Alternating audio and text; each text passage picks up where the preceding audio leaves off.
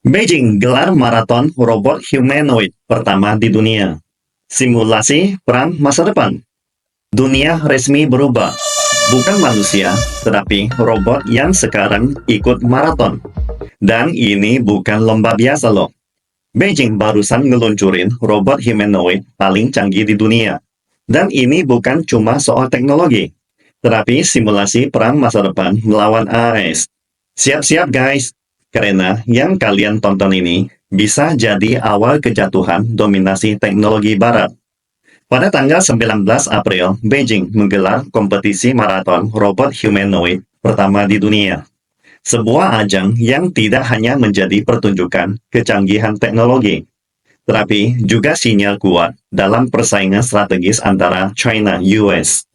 Di balik lomba lari 21 km ini, tersembunyi pesan-pesan penting tentang masa depan teknologi, industri, bahkan peperangan. Berikut adalah beberapa analisis dalam 5 dimensi.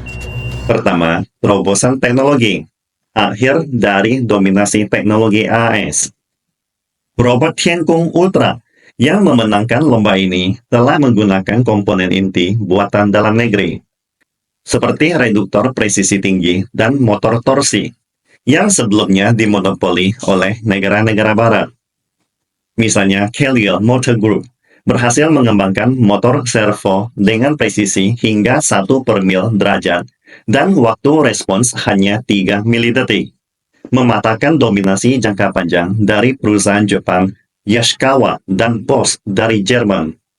Terobosan ini merupakan respons langsung terhadap blokade teknologi yang dilakukan AS terhadap China, terutama setelah 12 perusahaan robotika China dimasukkan ke dalam daftar hitam oleh AS pada tahun 2024.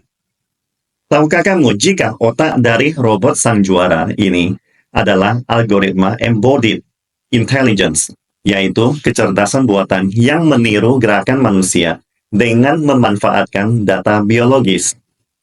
Dengan bantuan sensor visual, robot mampu menyesuaikan gaya lari di berbagai medan.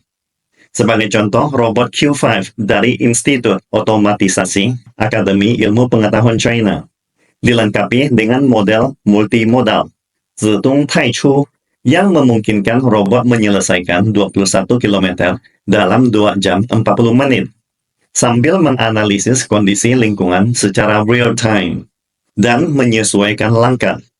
Kemampuan tertutup persepsi keputusan kontrol ini menunjukkan bahwa teknologi AI robotik China hari ini telah sejajar dengan Boston Dynamics dari AS. Dalam lomba, robot-robot menggunakan teknologi penggantian baterai hot swappable, yaitu bisa ganti baterai hanya dalam 10 detik, serta menggunakan rangka ringan yang membuat berat tubuh robot turun hingga di bawah 50 kg. Ini mencerminkan lompatan teknologi China di bidang baterai, seperti baterai solid state dari CATL dan material komposit serat karbon. Jika diterapkan dalam bidang militer, teknologi ini dapat membuat robot bertempur secara berkelanjutan selama lebih dari 3 jam. Jauh melampaui daya tahan peralatan tak berawak militer AS saat ini. Kedua, ekosistem industri. Tantangan terhadap hegemoni rantai pasok AS. Beijing Yizhuang kini telah menjadi pusat dari seluruh rantai industri robot humanoid, dari komponen inti hingga produksi massal. China telah menguasai 70% rantai pasok komponen robot global. Sementara itu, robot Optimus milik Tesla tetap harus bergantung pada pasokan dari China. Kena tarif, biaya naik 30%. Pemerintah China menyuntikkan dana 1.000 miliar yuan dan menciptakan 10.000 skenario aplikasi untuk mempercepat adopsi robot humanoid. Sementara investasi di AS justru anjlok 40% akibat kendala tarif dan rantai pasok yang tercerai-berai oleh Trump belum lama ini. Ketiga, implementasi di dunia nyata. Pertandingan robot maraton ini bukan hanya ajang untuk teknologi, tetapi juga menjadi indikator kebutuhan industri. Sebagai contoh, robot Tiankong sudah digunakan oleh State Grid China untuk melakukan inspeksi listrik. Sementara robot Tawa Te dari China Southern Power Grid mampu melakukan operasi kelistrikan dalam kondisi aktif tanpa mematikan arus. Pendekatan dari penggunaan mendorong riset ini menjadikan tingkat adopsi robot di berbagai sektor seperti medis, pertanian, dan logistik di China diperkirakan akan mencapai 25% pada tahun 2025, jauh melampaui AS yang hanya 12%. Banyak pakar mengatakan perlombaan robot maraton ini akan menyusun ulang aturan perang masa depan. Kemampuan robot humanoid dalam beradaptasi dengan medan yang kompleks saat lomba maraton, seperti mendaki tanjakan dan melintasi area berumput, secara langsung mencerminkan kemampuannya untuk digunakan dalam perang kota, kawasan terkontaminasi nuklir, dan operasi penjinakan bom. China telah secara terbuka menampilkan perangkat seperti robot harimau dan robot serigala, yang bila dikombinasikan dengan drone, bisa menciptakan jaringan serangan terintegrasi antara pengintaian udara dan serbuan darat, sekaligus mengurangi korban di pihak manusia. Sebaliknya, perlengkapan tak berawak militer AS saat ini masih didominasi oleh kendaraan roda dan robot berkaki empat yang memiliki keterbatasan manuver dalam pertempuran perkotaan. Robot humanoid kelas konsumen buatan Unit3 Robotics, yaitu G1, hanya dibanderol $16.000, sedangkan biaya produksi massal Tesla Optimus diperkirakan mencapai $20.000. Keunggulan biaya ini memungkinkan China untuk mendeploy puluhan ribu unit robot militer dalam waktu singkat. Sementara AS terkendala oleh rantai pasok dan biaya produksi, dengan target produksi hanya 5.000 unit Optimus pada tahun 2025, yang tidak cukup untuk membentuk keunggulan strategis secara skala besar. China telah mencapai terobosan dalam pengambilan keputusan mandiri oleh robot. Contohnya, 34 unit robot seri Q dapat melakukan tari sinkron dengan tingkat kesalahan waktu di bawah 0,5 detik. Jika kemampuan ini diaplikasikan ke medan perang, maka dapat menciptakan strategi serangan kolaboratif seperti kawanan lebah atau swarm attack. Sementara itu, proyek serupa di militer AS seperti Loyal Wingman masih dalam tahap pengujian. Departemen Pertahanan AS memperkirakan bahwa pada tahun 2030, China bisa unggul secara signifikan dalam peperangan tanpa awak dibandingkan AS.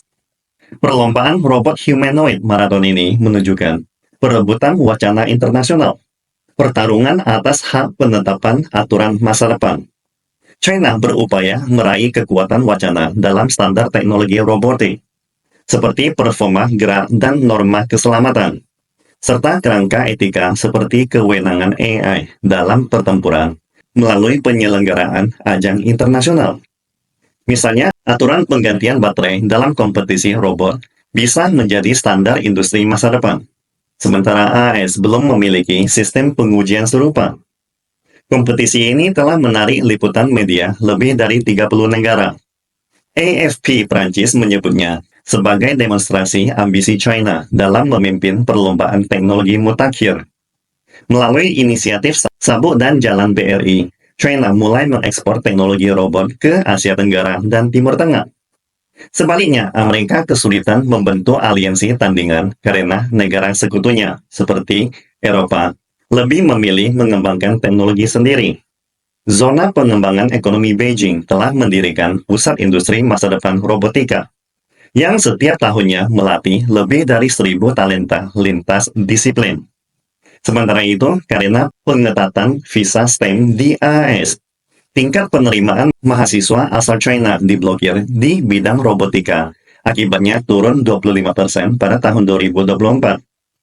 Perlu diketahui tingkat kemandirian China dalam komponen inti telah meningkat dari 30% pada tahun 2020 menjadi 65% pada tahun 2025.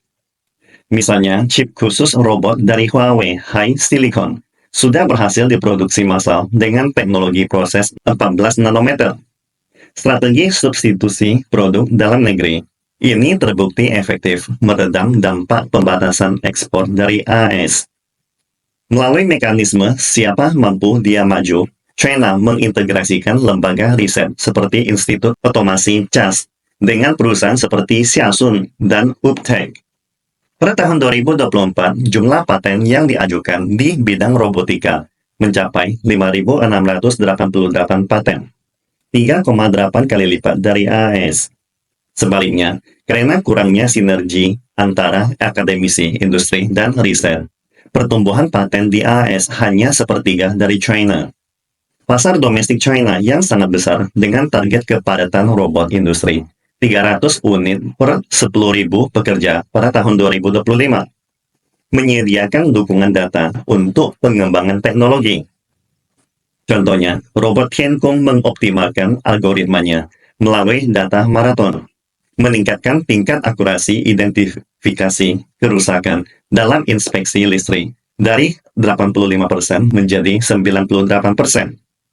Kesimpulannya, 全球首个人形机器人半程马拉松比赛, perlombaan robot humanoid maraton pertama di dunia di Beijing, bukan sekedar kompetisi teknologi, melainkan juga gambaran mini dari persaingan strategis antara China-US. Dalam jangka pendek, China telah membangun keunggulan dalam rantai pasok dan efisiensi biaya melalui demonstrasi teknologi dan pembangunan ekosistem industri. Ini berpotensi memaksa AS menyesuaikan kebijakan tarifnya terhadap China, misalnya memberikan pengecualian tarif untuk komponen robotik. Dalam jangka panjang, jika China terus melakukan terobosan dalam kendali teknologi mandiri dan integrasi AI, maka peta teknologi global bisa berubah secara mendasar, dan dominasi teknologi AS dalam menghadapi tantangan sistemik. Makna sejati dari kompetisi ini terletak pada transformasi China dari pengejar teknologi menjadi penentu aturan global. Strategi respons Amerika seperti mempercepat diversifikasi rantai pasok dan meningkatkan investasi R&D akan menentukan arah persaingan dalam 10 tahun ke depan. Robot humanoid bukan sekedar mesin, mereka adalah senjata baru dalam pertempuran geopolitik abad ke-21.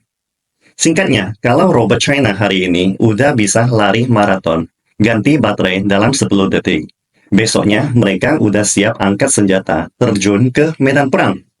Apakah kamu masih yakin Amerika bisa mempertahankan posisi penguasa teknologi dunia?